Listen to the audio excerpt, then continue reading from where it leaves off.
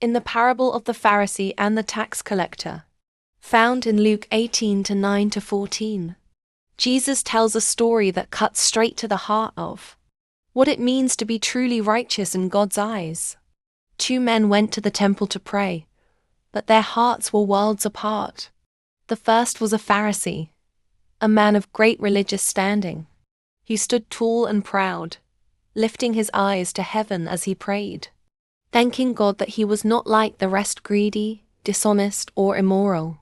He boasted about his own goodness, his fasting, his tithing, and his righteous deeds. His prayer was more a declaration of his own righteousness than a humble plea for God's grace. He felt superior to others, certain of his own worthiness. The second man, a tax collector, was despised by society. Tax collectors were seen as sinners, corrupt and betrayers of their own people. Unlike the Pharisee, this man stood at a distance, too ashamed to even lift his eyes to heaven. With a heart full of sorrow, he beat his chest and simply said, "God, have mercy on me, a sinner." Jesus turned to his listeners and gave them the powerful truth. It was the humble tax collector, not the proud Pharisee, who went home justified before God.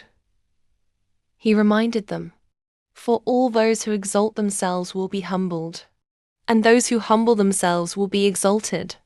The lesson is profound. God doesn't measure us by our outward actions or how we compare to others. It's not about our self-righteousness, our achievements, or how good we think we are. What matters is a humble heart that acknowledges its need for God's mercy and grace. The tax collector's honesty, his repentance, and his humble approach to God were what made him righteous in God's eyes. For Christians, this parable is a timeless reminder. Pride leads to downfall, while humility opens the door to God's mercy. We are called not to look down on others or boast in our own goodness, but to approach God with a contrite spirit, recognizing that only through His grace can we stand justified.